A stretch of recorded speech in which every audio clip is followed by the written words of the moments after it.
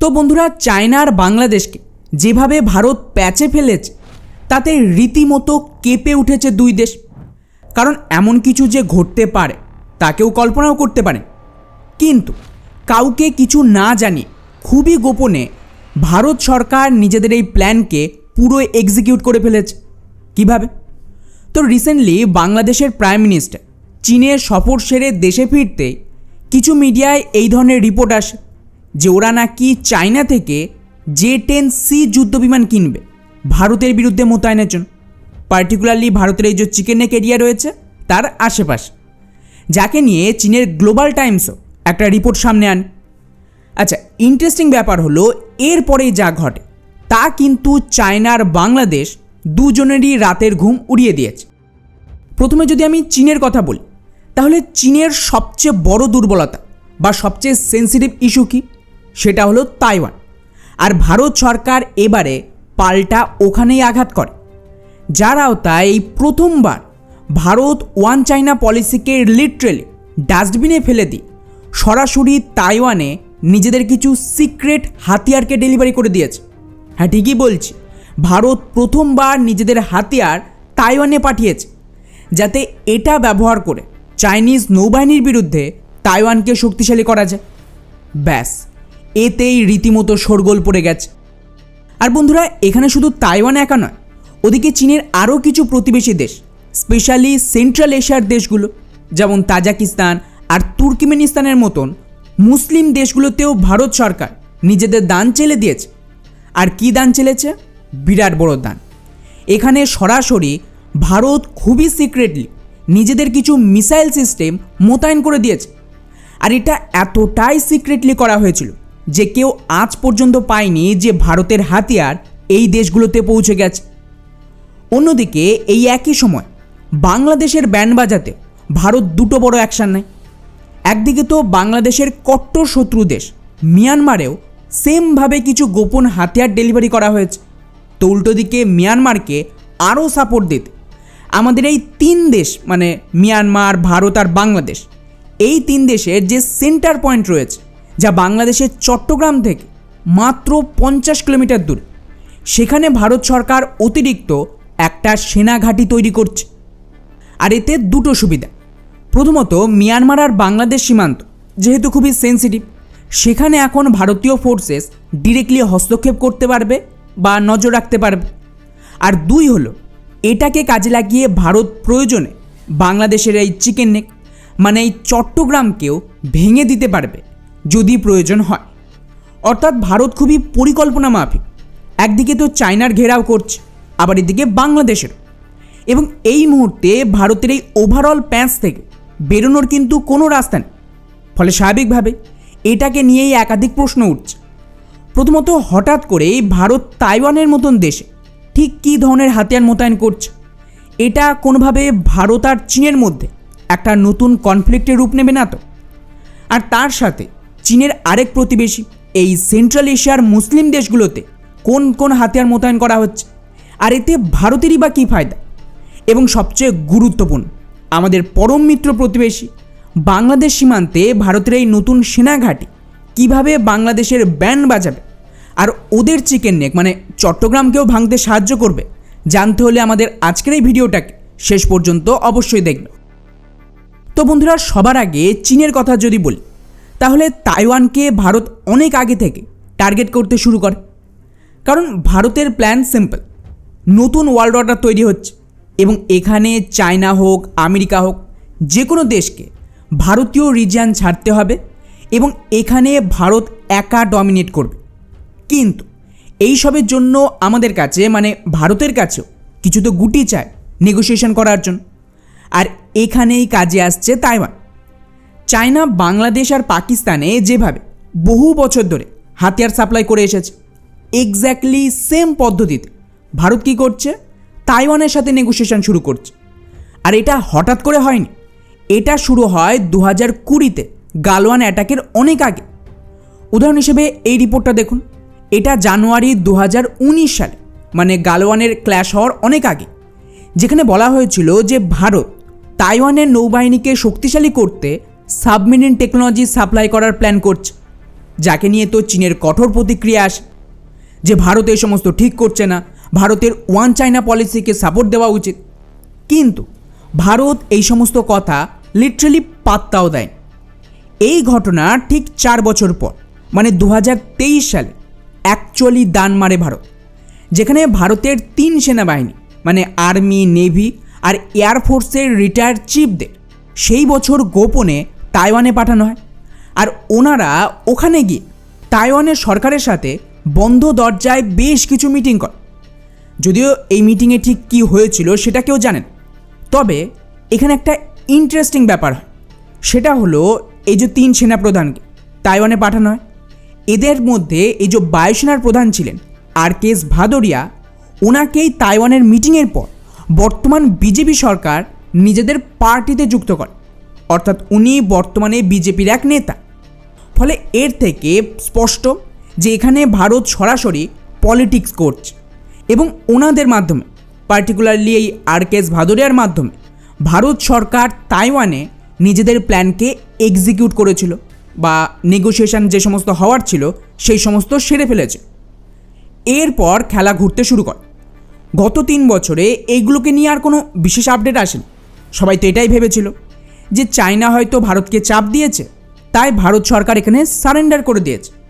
কিন্তু যেমনটা বললাম, এখান থেকেই খেলা ঘোরে। তো ফাইনালি এখন গিয়ে আসল রহস্যটা বেরিয়ে এসেছে। আমাদের DRDOর চিফ কয়েকদিন আগে একটা প্রেজেন্টেশন দেন হাতিয়ার রপ্তানি নিয়ে, আর ওই প্রেজেন্টেশনের একটা ক্লিপ পাবলিক হয়ে গেছে, যেখানে কোন কোন দেশে কি কি হাতিয়ার পাঠানো হয়েছে তার লিস্ট ছিল।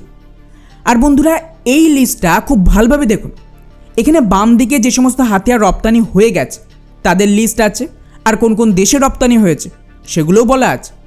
আর এদিকে ডান দিকে যে সমস্ত হাতিয়ার এখন আলোচনার পর্যায়ে রয়েছে, মানে রপ্তানি ভবিষ্যতে হতে পারে, তাদের নাম আর সেই সমস্ত দেশের নাম রয়েছে। তো এখানে খেয়াল করুন, এখানে লেখা রয়েছে সোনার সিস্টেম, যেটা সাবমেরিন বা যুদ্ধজাহাজে ব্যবহার হয়, সেটা রপ্তানি করা হয়েছে। আর এটা কোথায় রপ্তানি হয়েছে? প্রায় 4টে দেশে রপ্তানি হয়েছে, যার মধ্যে বলভিয়া, ভেনেজুয়েলা এবং সবচেয়ে গুরুত্বপূর্ণ মিয়ানমার আর তাইওয়ানের নামও রয়েছে। ব্যাস, এখানেই বাজিমা। এখন এটা অফিশিয়ালি কনফার্ম বলতে পারে যে ভারত সরকার গোপনে তাইওয়ানে নিজেদের হাতিয়ার রপ্তানি করে দিয়েছে। আর এটা তাইওয়ান পর্যন্ত অ্যাকসেপ্ট করছে এখন। উদাহরণ হিসেবে এই আর্টিকেলটা দেখুন, যেখানে তাইওয়ানের সরকার কনফার্ম করেছে যে হ্যাঁ, আমরা স্বদেশিভাবে যে হাইকুন ক্লাসের সাবমেরিন তৈরি করছিলাম চায়নার বিরুদ্ধে লড়াইয়ের জন্য, তাতে নাকি অ্যাকচুয়ালি ভারত আমাদেরকে সাপোর্ট দিয়েছে। অর্থাৎ ভারত এই সাবমেরিন না কেবল তৈরি করতে টেকনোলজি শেয়ার করেছে, বরং তার জন্য সোনার বা যে সমস্ত মূল কম্পোনেন্ট রয়েছে সেগুলো পর্যন্ত ডেলিভারি দিয়েছে। যদিও এখানে সোনার ছাড়াও আর কি কি ডেলিভারি দেওয়া হয়েছে তা এখনও পাবলিক নেই। তবে এবছর ফেব্রুয়ারি মাস ওয়ারএফ আমেরিকার তরফ থেকেও আরেকটা আর্টিকেল আসে, যেখানে ওরা বলে যে এই মুহূর্তে ভারত আর তাইওয়ানের মধ্যে সাবমেরিনের প্রোডাকশনের জন্য কোলাবরেশনের সুযোগ তৈরি হচ্ছে। অর্থাৎ ডেফিনেটলি এই সমস্ত রিপোর্টকে পরপর সাজালে এটুকু বলা যেতেই পারে যে ভারত তাইওয়ানের সাবমেরিন ফ্লিটকে শক্তিশালী করছে, যাতে ভবিষ্যতে চায়না অ্যাটাক করলে ওরা তো মেইনলি ওদের নৌবাহিনীর মাধ্যমেই করবে, পার্টিকুলারলি যুদ্ধজাহাজ এখানে মেন ভূমিকায় থাকবে। সেক্ষেত্রে এই জাতীয় সাবমেরিন যুদ্ধজাহাজের বিরুদ্ধে কিন্তু দারুণ কাজে দেবে। আর বন্ধুরা, এই সমস্ত করে ভারত বেসিক্যালি এক ঢিলে 2 পাখি মারল। যেমনটা আগেকার বহু ভিডিওতে আপনাদের বলেছিলাম যে তাইওয়ান চীনের দখলে যাবে, এটা কনফার্ম, কেউ ঠেকাবে না যেভাবে পিওকে ভারতের আসবে। কিন্তু প্রশ্ন হলো সেটা কতটা সহজে হবে। যদি ভারত আর আমেরিকা চায় এখানে তাইওয়ানকে সাপোর্ট দিয়ে একটা বড় যুদ্ধ করাতে পারে, এক্ষেত্রে চীনেরও মারাত্মক ড্যামেজ হবে। আর পাল্টা অ্যাটাকে যদি তাইওয়ান ধ্বংস হয়, তাহলে ধ্বংস হওয়া তাইওয়ান ফিরিয়ে চীনের কিন্তু খুব একটা লাভ হবে না, কারণ তাইওয়ান গুরুত্বপূর্ণ হলো ওদের টেকনোলজির জন্য। আর চায়না কিছুতেই চাইবে না সেই সমস্ত ধ্বংস করতে। এক্ষেত্রে ভারত তাইওয়ানকে হাতিয়ার দিয়ে সেটাকে একটা নেগোসিয়েশনের টুল হিসেবে ব্যবহার করছে, যে যদি চায়না বাংলাদেশ আর পাকিস্তানে এখনও সাপোর্ট চালিয়ে যায়, তাহলে অগত্যা আমাদেরও তাইওয়ানে সেম ধরনের কাজ করতে হবে। আর বন্ধুরা, ভারত যে শুধু তাইওয়ানেই থেমে রয়েছে তা নয়, ভারত ওদিকে চীনের অন্যান্য প্রতিবেশী দেশ, মূলত মধ্য এশিয়াতেও সেম কাজ শুরু করে দিয়েছে। আর এটা আমার মতে সবচেয়ে ইন্টারেস্ট, কারণ এখানে ভারত একসাথে দুটো বড় দান মারছে, অ্যাকচুয়ালি বলা উচিত তিনটে দান মারছে। এই রিপোর্টটা দেখুন, যেটা গতকাল সামনে এসেছে। এখানে বলা হচ্ছে যে ভারত খুবই গোপনে মধ্য এশিয়ার দেশগুলোতে আমাদের আকাশ মিসাইল ডিফেন্স সিস্টেমকে রপ্তানি করে দিয়েছে। ফলে এটা সত্যি বলতে গেলে আমাদের জন্য এক ঐতিহাসিক মুহূর্ত, কারণ আমরা তো এটাই জানতাম যে কেবলমাত্র আর্মেনিয়াতে ভারতের আকাশ এয়ার ডিফেন্স সিস্টেম পাঠানো হয়েছে, কিন্তু এখন খবর আসছে যে আর্মেনিয়ার সাথেই খুবই গোপনে মধ্য এশিয়ার দেশগুলোতেও ভারতীয় আকাশ এয়ার ডিফেন্স সিস্টেম মোতায়েন হচ্ছে। আর এটাও পাবলিক হয়েছে ডিআরডিও চিফের এই প্রেজেন্টেশন। এই লিস্টটা দেখুন, এখানে 3 নম্বর লাইনে খেয়াল করুন, আকাশ এয়ার ডিফেন্সের নাম রয়েছে, আর এর পাশে সাফ লেখা রয়েছে আর্মেনিয়া ছাড়াও তুর্কমেনিস্তান আর তাজিকিস্তান, দুটোই সেন্ট্রাল এশিয়ার দেশ, তাদেরকেও আকাশ এয়ার ডিফেন্স সিস্টেম রপ্তানি করা হয়ে গেছে, যা ভারতের জন্য ঐতিহাসিক মুহূর্ত। স্পেশালি তাজিকিস্তানের সাথে তো চায়না সরাসরি ল্যান্ড বর্ডার শেয়ার করে, এক্ষেত্রে কিন্তু সরাসরি চীনের ওপর মারাত্মক চাপ বাড়বে। এখন প্রশ্ন হলো যে ওরা হঠাৎ করে ভারতের দিকে ঝুঁকলো কেন? ওয়েলের সহজ জবাব হল, রাশিয়ার হাতিয়ারের ভরসাতেই এই দেশগুলো এতদিন টিকে ছিল, কিন্তু ওরা নিজেরাই যুদ্ধে উলঝে রয়েছে। উপরন্তু যেভাবে রাশিয়া আর্মেনিয়ার মতন দেশকে অ্যাকচুয়াল মোমেন্টে ধোকা দেয়, তারপর থেকে কিন্তু অনেক দেশই রাশিয়ার ওপর চোখ বন্ধ করে ভরসা করতে চাইছেন, পার্টিকুলারলি ডিফেন্সের ক্ষেত্রে। কারণ সিরিয়াকেও রাশিয়া ধোকা দিয়েছে, ইরানকেও ধোকা দিয়েছে, আর্মেনিয়াতেও সেম অবস্থা, ভেনেজুয়েলাতেও সেম অবস্থা। তো যদি সেন্ট্রাল এশিয়াতেও রাশিয়া সেম কাজ করে তখন কি হবে? এই কারণেই এখন এই সেন্ট্রাল এশিয়ার দেশগুলো ভারতের দিকে ঝুঁকছে। যদিও এখানে আমি এটা কনফার্ম বলতে পারবো না যে এই দুই দেশে ইতিমধ্যেই আমাদের সমস্ত আকাশ এয়ার ডিফেন্সে ডেলিভারি হয়ে গেছে নাকি এটা এখনও বাকি আছে। তবে যেহেতু ডিলে সাইন হয়ে গেছে, তখন আজ না হোক 2 বছর পরে হলেও ডেলিভারি তো হবে, তাতে কোনো সন্দেহ নেই। এখন ভালোভাবে এই পুরো বিষয়টা খেয়াল করুন। ভারত সরকার চুপচাপ চীনের আশেপাশের সমস্ত দেশে নিজেদের হাতিয়ার মোতায়েন করে চীনকে প্যাচে ফেলছে। দক্ষিণ চীন সাগরে ফিলিপিন্স, ভিয়েতনাম আর ইন্দোনেশিয়ায় ব্রহ্মোস মোতায়েন হচ্ছে, আর ভবিষ্যতে আরও হাতিয়ার যাবে, ইনক্লুডিং আকাশ এয়ার ডিফেন্স সিস্টেম। আর ইন্দোনেশিয়া তো ভারতের অস্ত্র, এয়ার টু এয়ার মিসাইলও কিনছে। আর এদিকে তাইওয়ানেও সেম সাবমেরিন টেকনোলজি যাচ্ছে ভারতে। আর তার সাথেই অপর প্রান্ত, যেখানে একদম শান্তি ছিল চীনের জন্য, মধ্য এশিয়া, সেখানে পর্যন্ত ভারতের এয়ার ডিফেন্স পৌঁছে গেছে। আর আমরা জানি না আর কী হাতিয়ার আগামী দিনে ডেলিভারি হবে বা ইতিমধ্যে ডেলিভারি হয়ে গেছে কিনা, এটা তো পরেই জানা যাবে। ফলে সহজ ভাষায় একেই বলে টিট ফর ট্যাট। এতে আমাদের দুটো সুবিধা হলো, প্রথমত আমাদের হাতিয়ার বিক্রি হলো, প্রফিট হলো, আর 2, যেটা সবচেয়ে গুরুত্বপূর্ণ, এতে কিন্তু চীনের আশেপাশের দেশে আমাদের ইনফ্লুয়েন্স তৈরি হচ্ছে এবং চীনের জন্য একটা সিকিউরিটি থ্রেট বাড়বে। এখন চীনকে হয় পরিকল্পনা মাফিক বাংলাদেশ আর পাকিস্তান থেকে সরে আসতে হবে, যেরকম ওরা মালদ্বীপ, শ্রীলঙ্কা, ভুটান আর বাকি জায়গা থেকে সরে এসেছে, আর তা না হলে এখানে ভারত ধীরে ধীরে ডোজ বাড়াবে। এবারে আসি বাংলাদেশের কথা। তো এটা খুবই ইন্টারেস্টিং। বাংলাদেশের চারিদিকে ভারত যা করছে তা অকল্পনীয়। ডিআরডিও যে লিস্টটা পাবলিক করেছে, সেখানে কিন্তু একাধিক হাতিয়ার বাংলাদেশের শত্রু দেশ মিয়ানমারেও পাঠানোর কথা বলা হয়েছে। উদাহরণ হিসেবে এখানে দেখুন, কোস্টাল সার্ভিল্যান্স রাডার থেকে শুরু করে ওখানেও সোনার ডেলিভারি করা হয়েছে, যা সম্ভবত মিয়ানমারের সাবমেরিন বা যুদ্ধজাহাজে ব্যবহার হবে। কারণ ভারতের কাছে এই মুহূর্তে 2 ধরনের সোনারই আছে। এছাড়াও একাধিক রাডার সিস্টেম, এমনকি পাল্টা অ্যাটাকের জন্য টর্পেডো পর্যন্ত ডেলিভারি করা হয়েছে মিয়ানমার, যেগুলো মিয়ানমারের নৌবাহিনী ব্যবহার করবে বাংলাদেশের বিরুদ্ধে আক্রমণ। আর তাছাড়া যদি আপনারা মিয়ানমারের রাষ্ট্রপতি ভারতীয় সফরের ভিডিওটা দেখে থাকেন, তাহলে জানবেন ওখানে আমি ক্লিয়ারলি প্রেডিকশন দিয়েছিলাম যে মিয়ানমারের এক্স সেনাপ্রধান বা ডিকটেটর আর বর্তমান রাষ্ট্রপতি ক্ষমতায় আসতে না আসতে প্রথম কিন্তু ভারতে সফর করে, যেটা দুটো ইঙ্গিত দেয়। প্রথমত চীনকে হাঁটিয়ে এখানেও ভারত টেক ওভার করছে, আর 2 এবং সবচেয়ে গুরুত্বপূর্ণ, মিয়ানমারকে ব্যবহার করা হবে নর্থ ইস্টে ইনসার্জেন্সি শেষ করে বাংলাদেশের বিরুদ্ধে প্যাচ কষতে। আর এক্স্যাক্টলি তাই হচ্ছে।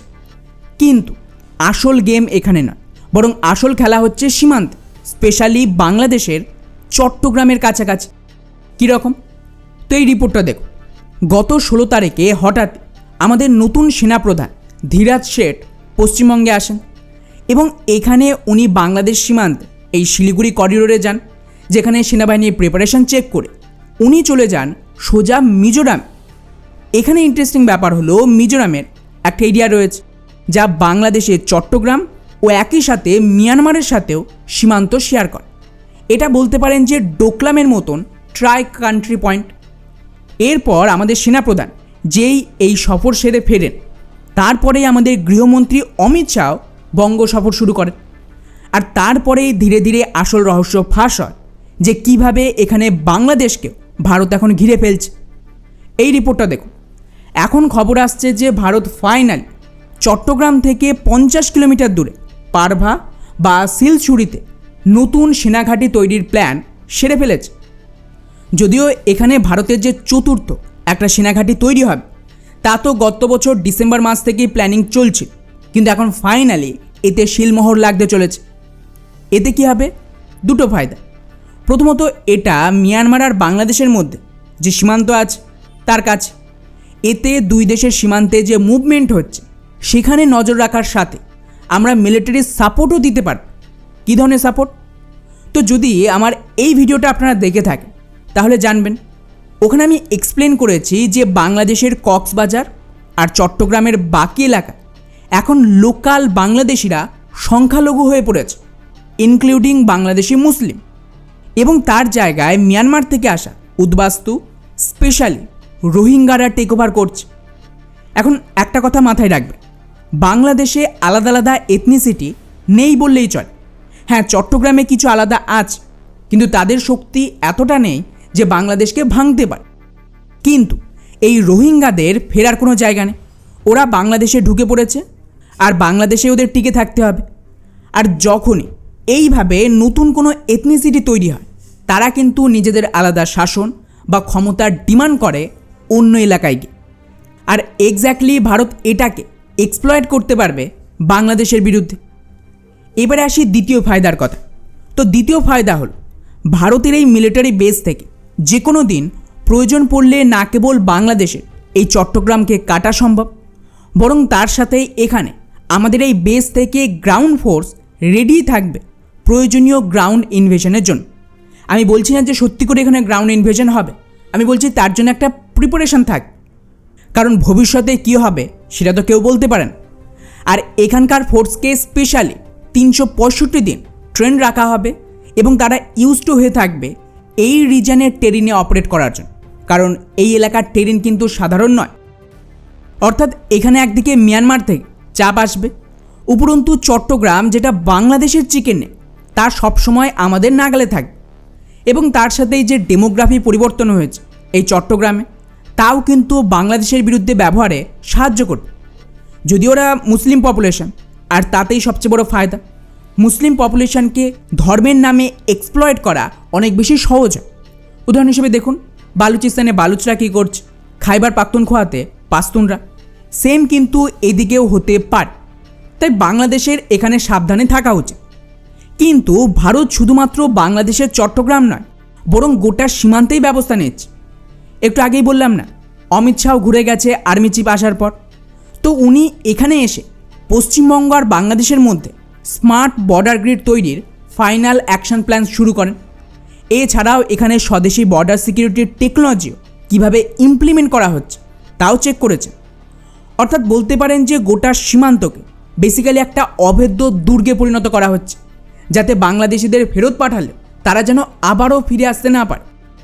আর শুধু তাই নয়, আরেকটা রিপোর্ট দেখুন, ভারতীয় কোম্পানি তিরুপতি ফেন্স এমন এক ধরনের স্পেশাল ফেন্সিংও তৈরি করছে বাংলাদেশ সীমান্তের জন্য, যাতে এটাকে কাটা পর্যন্ত না যায়। এবং তার সাথে এটাকে কম্পনসেট করতে আমাদের গৃহমন্ত্রী অমিত শাহ আরেকটা টেকনোলজিকে আনভেল করে।